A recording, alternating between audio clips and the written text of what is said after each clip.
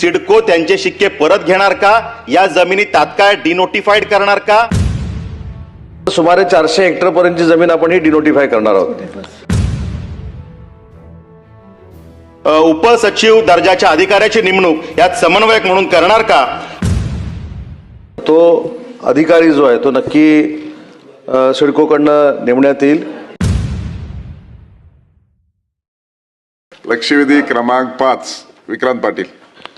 सन्माननीय सभापती महोदय, पनवेल तालुक्यातल्या गोरगरीब शेतकऱ्यांच्या एका जिव्हाळ्याच्या प्रश्नासंदर्भातली ही लक्षवेधी आहे.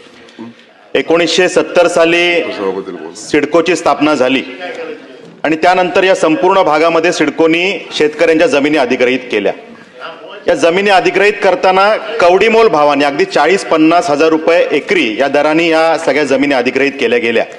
आणि मग स्वर्गीय लोकनेते दिबा पाटील साहेबांच्या नेतृत्वात जो संघर्ष झाला त्यातून मग यामध्ये 12.5% मोबदला दिला जावा, विकसित भूखंड दिला जावा, हे एक मॉडेल समोर आलं जे संपूर्ण देशात आता वापरलं जातं. आणि आता या जमिनी सिडकोनी ज्या काही कवडीमोल भावाने घेतल्या ह्या विकताना मात्र सिडको 40-50 करोड रुपये एकरी अशा दराने विकते. म्हणजे किती मुजोरी सिडकोच्या माध्यमातून चालते ह्याचं हे उदाहरण आहे. खरं तर सिडको ही एक कंपनी आहे, ही सरकारी कंपनी आहे आणि सरकारची ध्येय धोरणं खालपर्यंत पोहोचवणं, जनतेचं कल्याण करणं ही भूमिका असली पाहिजे. पण ईस्ट इंडिया कंपनीलाही लाजवेल अशा पद्धतीनं खरं तर या अधिकाऱ्यांची मानसिकता असताना दिसते. पनवेल तालुक्यातल्या देवीचा पाडा, घोटचाळ, तोंडरे, पालेखुर्द, पडगे, टेंबोडे, वळवली आणि पनवेल तालुक्यातली अनेक गावं आहेत की ज्या ठिकाणी सभापती महोदय या शेतकऱ्यांच्या जमिनीवरती या सिडकोच्या माध्यमातून 1970 सालापासून शिक्के मारून ठेवलेत, जे अधिग्रहणाचे शिक्के आहेत.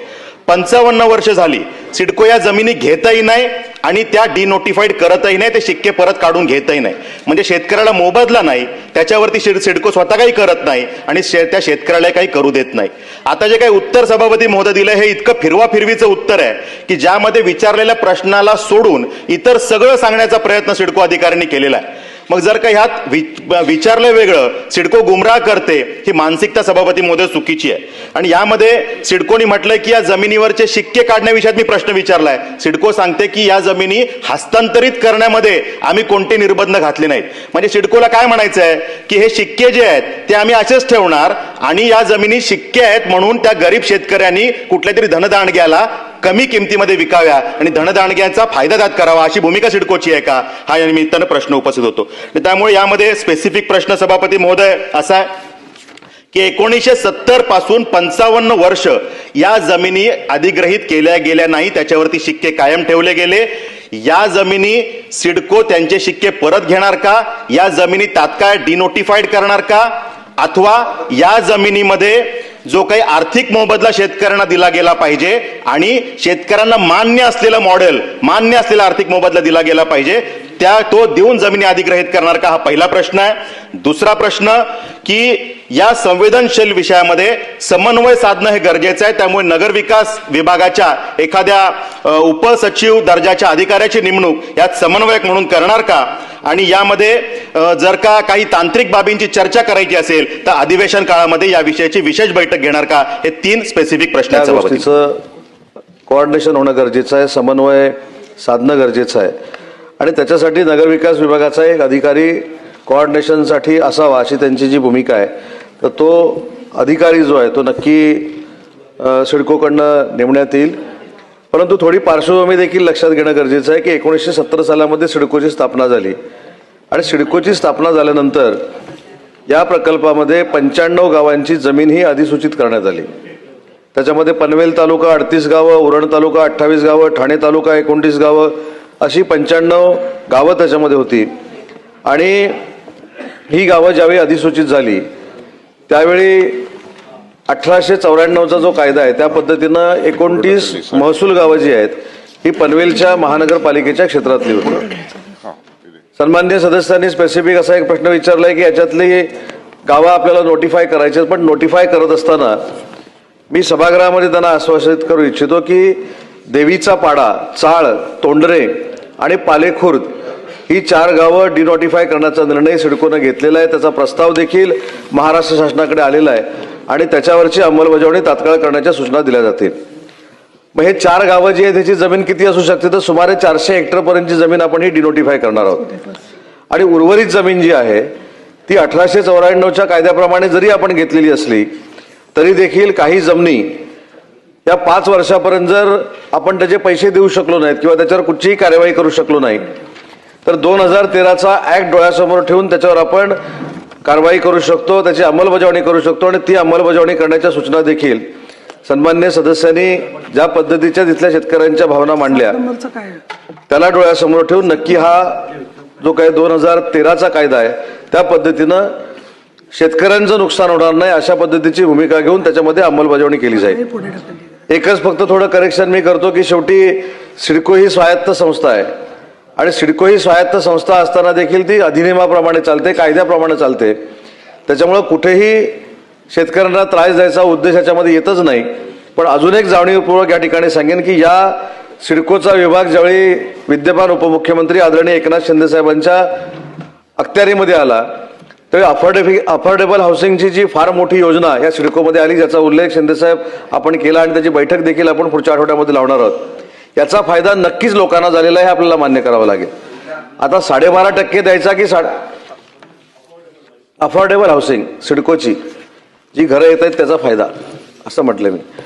सन्मान्य सदस्यांचा मुद्दा असा आहे की 12.5%ची अंमलबजावणी करायची की 22.5%ची अंमलबजावणी करायची.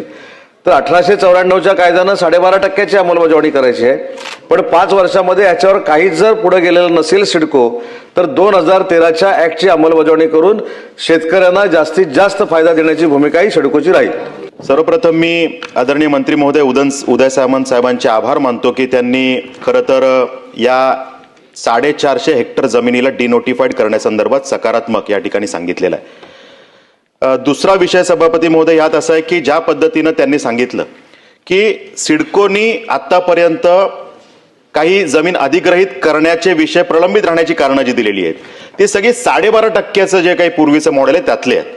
आणि त्यामुळे मी जे सुरुवातीला म्हटलं की उत्तर सिडकोनी थोडंसं चुकीचं दिलंय की आत्ताचा विषय हा इतर जी काही गावं आहेत ज्याच्यामध्ये शिक्के मारून ठेवले, जागा घेतही नाही, मोबदलाही देत नाही आणि शेतकऱ्यांना अडकवून ठेवले. शेतकरी परवानगी मागायला गेला की मला या जागेवरती विकास करायचा आहे तर विकास करू शकत नाही, जागा कसू शकत नाही, काहीच करू शकत नाही, फक्त विकू शकतो. अशा पद्धतीचं हे आहे. त्यामुळे तो स्पेसिफिक विषय सिडकोनी फिरवणार उत्तर दिलंय. मला या विषयामध्ये मंत्री महोदयांना एवढंच विचारायचं आहे की जो पहिला निर्णय केला त्याबद्दल आभार. फक्त आता जो मोबदल्याचा विषय आहे त्यामध्ये माझं मत असं आहे की या 12.5%चं मॉडेल किंवा 22% मॉडेल हे दोन्हीही योग्य होणार नाहीत. कारण या सगळ्या जमिनी या पूर्वी जेव्हा सिडकोनी घेतल्या होत्या तेव्हा कमी दराच्या जमिनी होत्या, त्यामुळे त्या 12.5% किंवा 22% मोबदला योग्य होता. आता या जमिनी स्वतःच्याच त्याच्या किमती या 30-40 करोड रुपये एकरीच्या त्या स्वतःच्याच जागा शेतकऱ्याच्या आहेत. त्यामुळे त्याच्या 22% जर दिलं तर ते शेतकऱ्यांवर अन्याय होईल. त्यामुळे ह्याच्यामध्ये खरं तर तांत्रिक बाबी तपासून योग्य निर्णय घेण्याची गरज आहे. ज्या पद्धतीनं आपण लँड ॲक्विजिशन मध्ये 4 पट मोबदला देतो अशा मॉडेलमध्ये ह्यात जावं लागणार आहे. माझी मंत्री महोदयांना विनंती आहे की या विषयामध्ये एकतर सगळ्याच जागा डिनोटिफाईड कराव्या म्हणजे सिडकोवर पण आर्थिक भुर्दंड येणार नाही आणि जर का आपण मोबदला देणार असाल तर त्या विषयाची चर्चा करण्यासाठी अधिवेशन काळामध्ये तातडीची बैठक लावावी. सन्मान्य सदस्यांनी जो मुद्दा मांडला की सिडकोच्या त्या जागा आवश्यक आहेत की नाही हे पहिलं पडताळणी करावी लागेल. की सिडकोला आवश्यक जर जागा नसेल तर डिनोटिफाय करायला काही हरकत नाही. परंतु या सगळ्या जागा ह्या फक्त काही 400 हेक्टर किंवा 500 हेक्टरच्या नाहीत, हजारो हेक्टर या जागा आहेत. त्याच्यामुळे सिडकोला एक मात्र नक्की निर्देश दिले जातील की याचं सर्वेक्षण करा की किती जागा आपल्याला आवश्यक आहेत आणि किती जागा आपल्याला आवश्यक नाहीत. आणि ज्या सिडकोला आवश्यक नसलेल्या जागा आपण नक्की डिनोटिफाय करण्याचा निर्णय घेऊ. परंतु 22.5% आणि 12.5% हा जो काही विषय आहे तो कायद्याप्रमाणे होतोय. त्याच्यामुळे हे जर आपल्याला स्ट्रक्चर बदलायचं असेल तर कायद्यामध्ये आपल्याला अमेंडमेंट करावी लागेल. त्याच्यासाठी देखील काही गोष्टींचा तपास करणं गरजेचं आहे आणि तो तपास सिडकोकडनं नक्की केला जाईल. शेतकऱ्यांवर अन्याय होणार नाही हीच भूमिका शासनाची आणि सिडकोची राहील.